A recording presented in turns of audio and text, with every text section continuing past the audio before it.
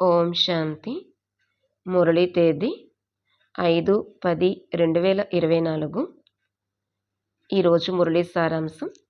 బాబా చెప్తున్నారు, మధురమైన పిల్లలు, బాబా పిల్లలైన మీ చేత దుఃఖధామం యొక్క సన్యాసము చేయించడానికి వచ్చారు. ఇదే అనంతమైన సన్యాసము. ప్రశ్న: ఆ సన్యాసుల సన్యాసానికి మరియు మీ సన్యాసానికి మధ్యన ముఖ్యమైన తేడా ఏమిటి? జవాబు: ఆ సన్యాసులు ఇల్లు వాకిళ్లను వదిలి అడవులలోకి వెళ్తారు, కానీ మీరు ఇల్లు వాకిళ్లను వదిలి అడవుల్లోకి వెళ్ళరు.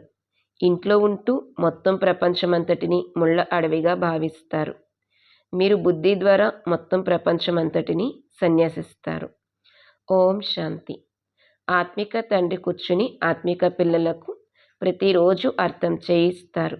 ఎందుకంటే అర్ధకల్పం నుండి వివేకహీనులుగా ఉన్నారు కదా, కావున ప్రతిరోజు అర్థం చేయించవలసి ఉంటుంది. మొట్టమొదటైతే మనుషులకు శాంతి కావాలి. ఆత్మలందరూ వాస్తవానికి శాంతిధామ నివాసులే. తండ్రి అయితే సదా శాంతి సాగరుడు.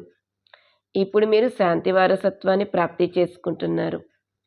శాంతిదేవ అని అంటారు కదా, అనగా మమ్మల్ని ఈ సృష్టి నుండి మన ఇల్లైన శాంతిధామంలోకి తీసుకువెళ్ళండి మరియు శాంతి వారసత్వాన్ని ఇవ్వండి అని అర్థము.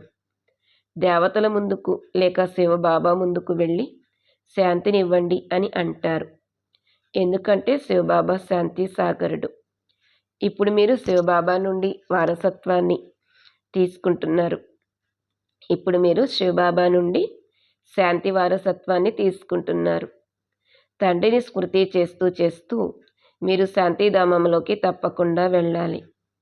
స్మృతి చేయకపోయినా కూడా తప్పకుండా వెళ్తారు. కానీ ఎందుకు స్మృతి చేస్తారు అంటే, పాపాల భారం ఏదైతే శిరస్సుపై ఉందో అది అంతం అవ్వాలి అని.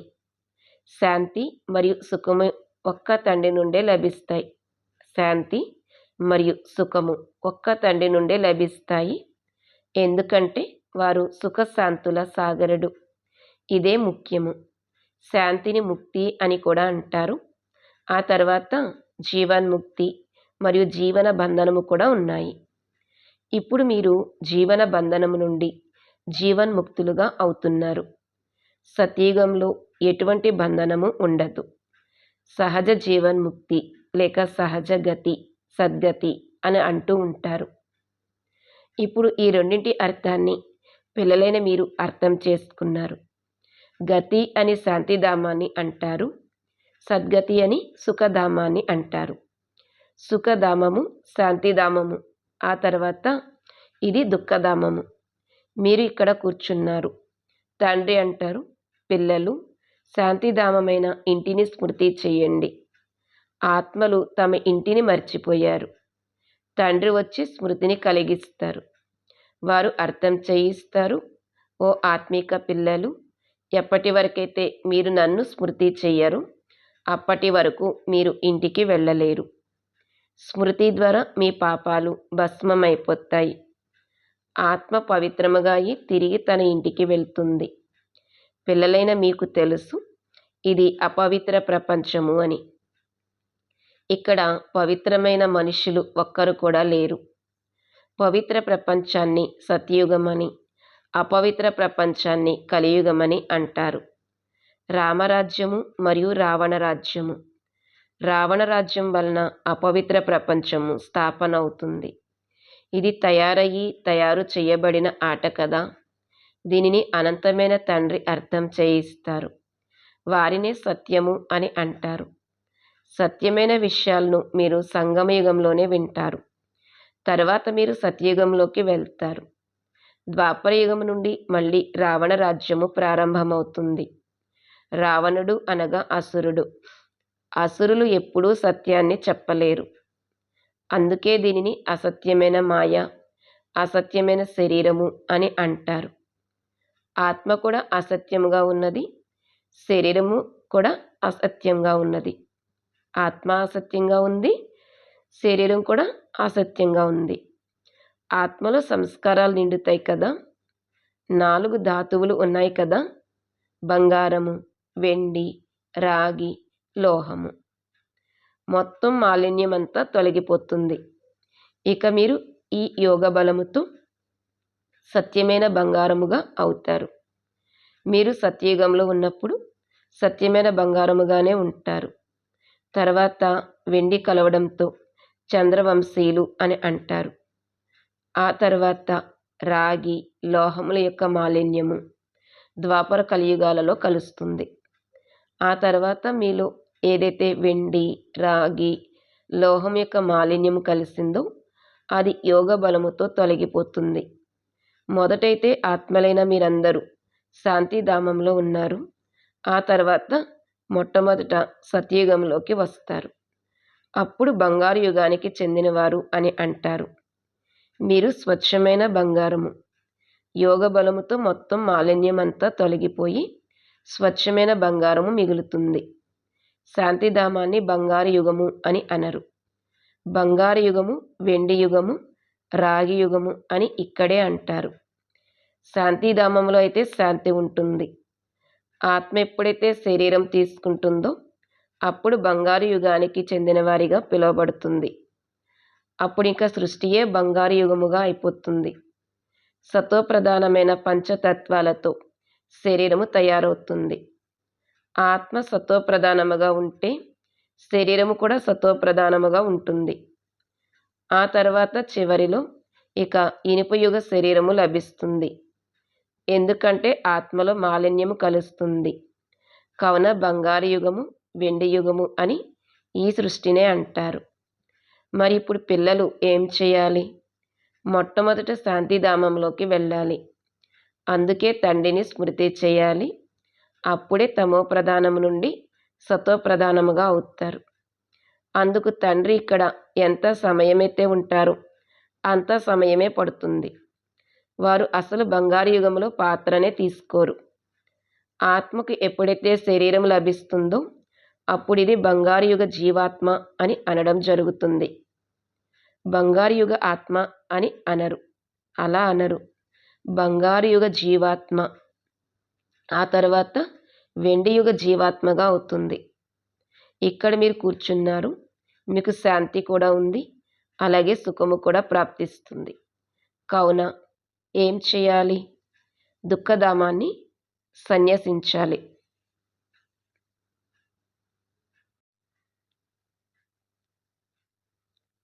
దీనిని అనంతమైన సన్యాసము అని అంటారు. ఆ సన్యాసులది హద్దు సన్యాసము. వారు ఇల్లు వాకిళ్ళను వదిలి అడవుల్లోకి వెళ్ళిపోతారు. వారికి అసలు ఈ సృష్టి అంతా అడవే అన్నది తెలియదు. ఇది ముళ్ళ అడవి, ఇది ముళ్ళ ప్రపంచము, అది పుష్పాల ప్రపంచము. ఆ సన్యాసులు సన్యసిస్తారు. కానీ ఎంతైనా ఈ ముళ్ళ ప్రపంచంలోనే అడవుల్లోకి, నగరానికి దూరంగా వెళ్ళి ఉంటారు. వారిది నివృత్తి మార్గము, మీది ప్రవృత్తి మార్గము. మీరు పవిత్రమైన జంటగా ఉండేవారు, ఇప్పుడు అపవిత్రముగా అయ్యారు. పవిత్రముగా ఉన్నప్పుడు దానిని గృహస్థ ఆశ్రమము అని కూడా అంటారు. సన్యాసులైతే తర్వాత వస్తారు. ఇస్లాములు, బౌద్ధులు కూడా తర్వాత వస్తారు. వారు క్రిస్టియన్ల కన్నా కాస్త ముందు వస్తారు. కావున ఈ వృక్షాన్ని కూడా స్మృతి చేయాలి, చక్రాన్ని కూడా స్మృతి చేయాలి. తండ్రి కల్పకల్పము వచ్చి కల్పవృక్షం యొక్క జ్ఞానాన్ని ఇస్తారు. ఎందుకంటే వారు స్వయం బీజరూపుడు, సత్యమైన వారు, చైతన్యమైన వారు. అందుకే కల్పకల్పము వచ్చి కల్పవృక్షం యొక్క రహస్యమంతటిని అర్థం చేయిస్తారు. మీరు ఆత్మ, కానీ మిమ్మల్ని జ్ఞానసాగరుడు, సుఖసాగరుడు, శాంతి సాగరుడు అని అనరు. ఈ మహిమ అంతా మిమ్మల్ని ఇలా తయారు చేసే తండ్రిదే. తండ్రి యొక్క ఈ మహిమ సదాకాలికముగా ఉంటుంది. సదా వారు పవిత్రముగా ఉంటారు మరియు నిరాకారునిగా ఉంటారు. పావనంగా తయారు చేయడానికి కేవలం కొద్ది సమయం కోసమే వస్తారు. సర్వవ్యాపి విషయమే లేదు. తండ్రి సదా అక్కడే ఉంటారు అని మీకు తెలుసు. భక్తి మార్గంలో సదా వారిని తలుచుకుంటూ ఉంటారు. సత్యుగంలోనైతే తలుచుకునే అవసరమే ఉండద్దు. రావణ రాజ్యంలో మీరు ఆర్తనాదాలు చేయటం ప్రారంభమవుతుంది. వారే వచ్చి సుఖశాంతుల్ని ఇస్తారు. కావున తప్పకుండా మళ్ళీ అశాంతిలో వారి స్మృతి కలుగుతుంది. తండ్రి అర్థం చేయిస్తారు. ప్రతి 5000 సంవత్సరాల తర్వాత నేను వస్తాను. అర్ధకల్పం సుఖము, అర్ధకల్పం దుఃఖము. అర్ధకల్పం తర్వాతనే రావణ రాజ్యం ప్రారంభమవుతుంది. ఇందులో మొట్టమొదట ముఖ్యమైనది దేహాభిమానము. దాని తర్వాతే ఇతర వికారాలు వస్తాయి. ఇప్పుడు తండ్రి అర్థం చేయిస్తున్నారు. స్వయాన్ని ఆత్మగా భావించండి. దేహీ అభిమానులుగా అవ్వండి. ఆత్మ పరిచయం కూడా కావాలి. మనుషులైతే ఆత్మ బ్రుకుటి మధ్యలో మెరుస్తూ ఉంటుంది అని కేవలం అంటారంతే. ఇప్పుడు మీరు అర్థం చేసుకున్నారు. ఆత్మ అకాలమూర్తి. ఆ అకాలమూర్తి ఆత్మకు సింహాసనము ఈ శరీరము. ఆత్మ కూర్చోవడం కూడా బ్రుకుటిలో కూర్చుంటుంది. అకాలమూర్తికి ఇది సింహాసనము. అన్నీ చైతన్యమైన అకాల సింహాసనాలే. అమృతసర్లో చెక్కతో తయారు చేయబడిన ఆ సింహాసనము అకాల సింహాసనము కాదు. తండ్రి అర్థం చేయించారు. మనుష్య మాత్రులు ఎవరైతే ఉన్నారో వారందరికీ తమ తమ అకాల సింహాసనాలు ఉన్నాయి. ఆత్మ వచ్చి ఇక్కడ విరాజమానమవుతుంది. సత్యుగమైన లేక కలియుగమైన ఆత్మ సింహాసనము ఈ మనుష్య శరీరమే. కావున ఎన్ని అకాల సింహాసనాలు ఉన్నాయి? మనుష్య మాత్రులు ఎవరైతే ఉన్నారో వారందరూ అకాల ఆత్మల సింహాసనాలే. ఆత్మ ఒక సింహాసనాన్ని వదిలి వెంటనే ఇంకొకటి తీసుకుంటుంది. మొదట చిన్న సింహాసనం ఉంటుంది. ఆ తర్వాత అది పెద్దది అవుతుంది. ఈ శరీరము రూపీ సింహాసనం చిన్నగా పెద్దగా అవుతుంది. సిక్కులు అకాల సింహాసనము అని పిలిచే ఆ చెక్క సింహాసనము చిన్నగా పెద్దగా అవ్వదు. మనుష్యమాతలందరి అకాల సింహాసనము ఈ బ్రుకుటియే అన్నది ఎవరికీ తెలియదు. ఆత్మ అకాలమూర్తి. అది ఎప్పుడూ వినాశనమవ్వదు. ఆత్మకు భిన్న భిన్న సింహాసనాలు అనగా శరీరాలు లభిస్తాయి. సత్యుగంలో మీకు చాలా ఫస్ట్ క్లాస్ సింహాసనం లభిస్తుంది. దానిని బంగారు యుగ సింహాసనము అని అంటారు. ఆ తర్వాత ఆత్మకు వెండి, రాగి, ఇనుప యుగ సింహాసనాలు లభిస్తాయి. మరి బంగారు యుగ సింహాసనం కావాలి అంటే తప్పకుండా పవిత్రముగా అవ్వవలసి ఉంటుంది. అందుకే తండ్రి అంటారు, నన్నొక్కరినే స్మృతి చేసినట్లయితే మీ మాలిన్యము తొలగిపోతుంది. అప్పుడు మీకు ఇటువంటి దైవీ సింహాసనము లభిస్తుంది. ఇప్పుడు బ్రాహ్మణ కులం యొక్క సింహాసనము ఉంది. ఇప్పుడు పురుషోత్తమ సంగమయుగం యొక్క సింహాసనం ఉంది. ఆ తర్వాత ఆత్మనైన నాకు ఈ దేవతా సింహాసనం లభిస్తుంది. ఈ విషయాలు ప్రపంచంలోని మనుషులకి తెలియదు. దేహాభిమానంలోకి వచ్చిన తర్వాత ఒకరికొకరు దుఃఖాన్ని ఇచ్చుకుంటూ ఉంటారు. అందుకే దీనిని దుఃఖధామము అని అంటారు. ఇప్పుడు తండ్రి పిల్లలకు అర్థం చేయిస్తున్నారు. శాంతిధామాన్ని స్మృతి చేయండి. అది మీ అసలైన నివాస స్థానము. సుఖధామాన్ని స్మృతి చేయండి. దీనిని మర్చిపోతూ వెళ్ళండి.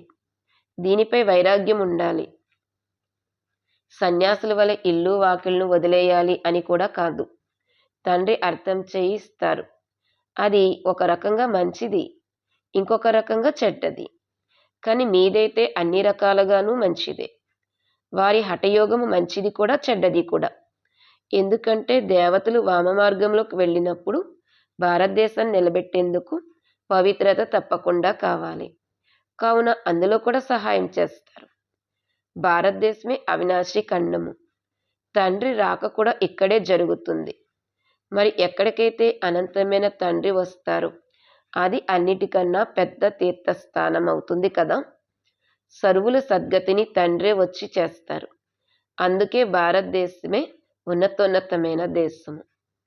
తండ్రి ముఖ్యమైన విషయాన్ని అర్థం చేయిస్తున్నారు. పిల్లలు స్మృతి యాత్రలో ఉండండి. గీతలో మన్మనాభవ అన్న పదము ఉంది. కానీ తండ్రి ఏమీ సంస్కృతంలో చెప్పరు. తండ్రి మన్మనాభవ యొక్క అర్థాన్ని తెలియజేస్తారు. దేహం యొక్క సర్వధర్మాలను వదిలి స్వయాన్ని ఆత్మగా నిశ్చయం చేసుకోండి. ఆత్మ అవినాశి. అది ఎప్పుడూ చిన్నగా పెద్దగా అవ్వదు. ఆత్మలో అనాది అవినాశి పాత్ర నిండి ఉంది. డ్రామా తయారు చేయబడి ఉంది. చివరిలో ఏ ఆత్మలైతే వస్తారో వారికి చాలా తక్కువ పాత్ర ఉంటుంది. మిగిలిన సమయము శాంతిధామంలో ఉంటారు. స్వర్గంలోకైతే రాలేరు. చివరిలో వచ్చేవారు అక్కడే కాస్త సుఖాన్ని, మళ్ళీ అక్కడే కాస్త దుఃఖాన్ని పొందుతారు. దీపావళి నాడు ఎన్ని దోమలు వస్తాయి, మళ్ళీ ఉదయం లేచి చూస్తే అన్ని దోమలు చనిపోయి ఉంటాయి. అలాగే మనుషుల విషయంలో కూడా ఇలాగే ఉంటుంది. చివరిలో వచ్చేవారికి ఏం విలువ ఉంటుంది? జంతువుల్లో ఉన్నట్లే. ఈ సృష్టి చక్రం ఎలా తిరుగుతుందో, మనిషి సృష్టి రూపీ వృక్షము చిన్నది నుండి పెద్దగా, మళ్ళీ పెద్దది నుండి చిన్నగా ఎలా అవుతుందో తండ్రి అర్థం చేయిస్తారు. సతయుగంలో ఎంత కొద్దిమంది మనుషులు ఉంటారు, కలియుగంలో ఎంతగా వృద్ధి చెంది వృక్షం పెద్దగా అవుతుంది. తండ్రి ఇచ్చిన ముఖ్యమైన సూచన ఏమిటి అంటే, గృహస్థ వ్యవహారంలో ఉంటూ నన్నొక్కరినే స్మృతి చేయండి. 8 గంటలు స్మృతిలో ఉండేందుకు అభ్యాసం చేయండి. స్మృతి చేస్తూ చేస్తూ చివరికి పవిత్రముగా అయ్యి తండ్రి వద్దకు వెళ్ళిపోతారు. అప్పుడు స్కాలర్షిప్ కూడా లభిస్తుంది.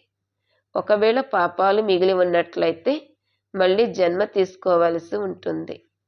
శిక్షలు అనుభవిస్తారు. మళ్ళీ పదవి కూడా తక్కువైపోతుంది. లెక్కాచారాలనైతే అందరూ తీర్చుకోవాల్సిందే.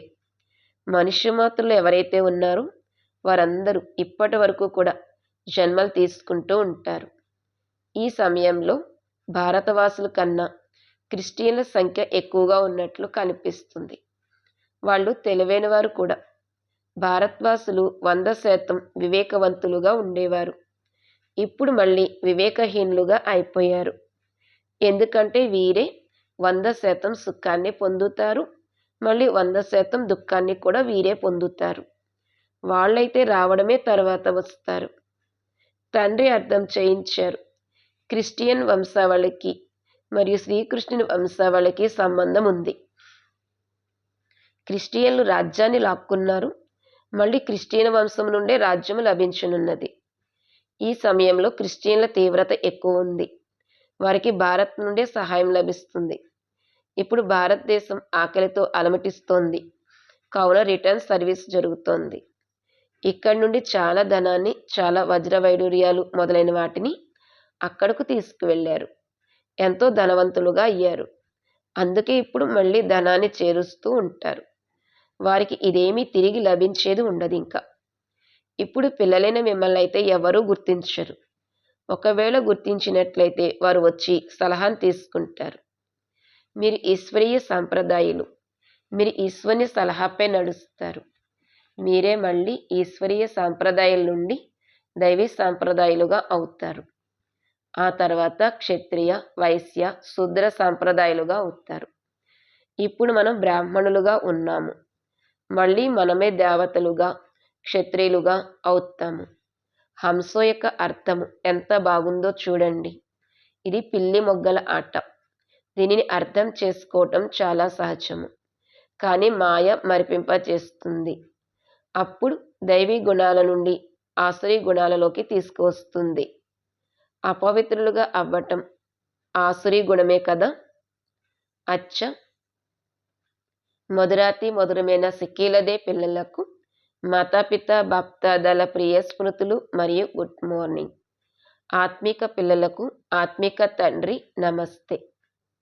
ఆత్మిక తండ్రికి ఆత్మిక పిల్లల యొక్క ప్రియ స్మృతులు మరియు గుడ్ మార్నింగ్, నమస్తే.